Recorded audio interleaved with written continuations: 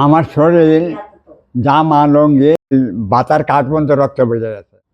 আধা কেজি রক্তই পড়ে গেছে। আপনি এনো বয়স্ক ভাতার টাকার জন্য নরসিংদী পৌরসভায় গিয়েছিলেন ৭০ বছরের প্রবীণ লোকনাথ ধর। কিন্তু কে জানতো সেই টাকা আনতে গিয়ে ওনাকে আজীবনের জন্য পঙ্গুত্ব বরণ করতে হবে। সামান্য ভাতার টাকার বদলে সরকারি দপ্তরের লোকের কারণেই ওনাকে দিতে হলো নিজের হাতের দুটি আঙুল। কিভাবে ঘটলো এই নির্মম ঘটনা? ওই যে দরজা দিয়ে আছে না, এমনি জয়রা উঠতাম এর থেকে ওই ঘর থেকে আমরা দরজা আটকালিছে। আমি যখন চেয়ার দিয়েছি আমার লোকে যে জনগণ আছে, এই জনগণের ডাক্কাইয়া দরজার মাঝে ডাক্কা দরজা খোলাইছে। তো এই সরে আমার এই 2 আঙ্গুল শেষ। রক্তে ভেসে যায় চারপাশ। বৃদ্ধ যন্ত্রণায় চিৎকার করলেও ভেতর থেকে নাকি দরজা খোলা হয়নি। দীর্ঘ 3 থেকে 4 মিনিট দরজায় আঙুল চাপা পড়ে থাকার পর বাইরে থাকা মানুষের ধাক্কা ধাক্কিতে অবশেষে দরজা খোলা হয়। ঠিক কতটা নির্মমভাবে আর কতটা জোরে বন্ধ করা হয়েছিল সেই সরকারি দপ্তরের দরজা? আমরা এমনি ধরতে পরে এমনি লাগাইছে, বুঝছেন? লাগাইছে পরে জনজনে এমন করতেছে, এই তাই তো খাইছি অনেকক্ষণ লাগাই হারাই কইরা পরে দিয়া তুলছি। আমি দূরে থেকে দেখতাম। দুর্ঘটনার পর যেখানে তড়িঘড়ি করে পৌরসভার লোকজন ভুক্তভোগীকে হাসপাতালে পাঠানোর ব্যবস্থা করে দেওয়ার কথা, সেখানে 5,000 টাকা ক্ষতিপূরণ দিয়ে দেবেন বলে নির্দেশ দেন পৌর প্রশাসক। তবে সে টাকা নিতেও অপেক্ষা করতে হবে 5 দিন।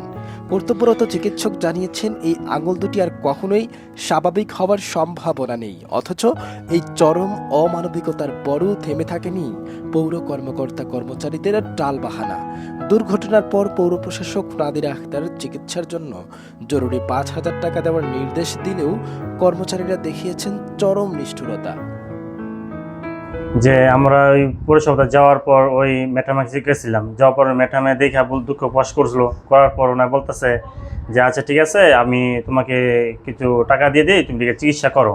তো 5,000 টাকা বরাদ্দ করছিল। করার পর ওইখানে আমরা দোতলায় গেছি বলো স্যারের সাথে গেছি। স্যারে বলতেছে যে আচ্ছা ঠিক আছে, টাকা তো এখন ফান্ডে নাই, তো ফান্ডে থাকলে পরে দেবো, তুমি রবিবার আসো। মঙ্গলবার আঙ্গুল কাটার পর তীব্র যন্ত্রণায় ছটফট করা একটা পরিবারকে কর্মচারীরা 5 দিন পর অর্থাৎ রবিবার আসতে বলে। এই ঘটনার পর পৌর প্রশাসকের সাথে যোগাযোগ করা হলে তিনি কর্মচারীদের এই গাফিলতি নিয়ে বলেন, ওদেরকে আমি স্পষ্ট বলে দিলাম যে পিওনের কাছে নিয়ে যান, ওটা অ্যাকাউন্ট থেকে ওনারা 5,000 টাকা তুলে দেন অনুদান হিসাবে আমরা পরে এটা পাস করবো। অনুদান হিসেবে ওনাকে আবেদন একটা নিয়ে তারপরে হচ্ছে যে ওদেরকে স্যার সাথে সাথে দেয় নাই। ওরা তো স্যার রুগীটা তো সেনসিটিভ, পরে ওদেরকে বলতেছে আপনারা রবিবারে আসেন। কেউ তো আমাকে একটু বলতে পারতো যে আমাকে দেয় নাই স্যার টাকাটা রবিবারে পেয়ে উনি কি করবে? আজকে ওনার অসুখ, উনি রবিবারে টাকা নিয়ে কি করবে? টাকা দিতে বলার পরেও কেন সেই টাকা আটকে রাখা হলো? কার ইশারায় সরকারি দপ্তরের সেবা নিতে এসে প্রবীণদের এভাবে পঙ্গু হতে হয়? আজ পৌরসভায় সেবার নামে যে অব্যবস্থাপনা আর অমানবিকতা দেখল নরসিংদীবাসী, তা অত্যন্ত লজ্জাজনক।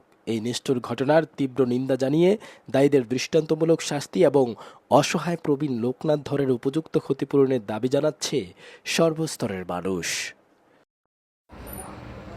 টাকাটা আনতে গিয়ে গেছি তো ঠিক মতন ওইখানে ঠিক হই।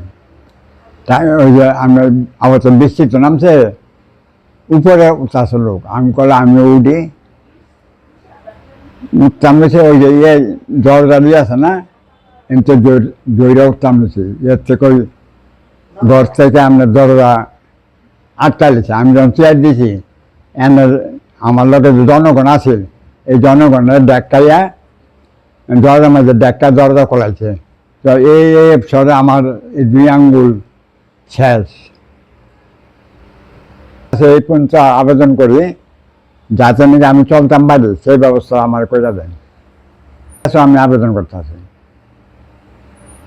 হ্যাঁ, আমি প্রধানমন্ত্রীর কাছে আবেদন করতেছি যে আমার একটা চলার ব্যবস্থা করে দেবেন।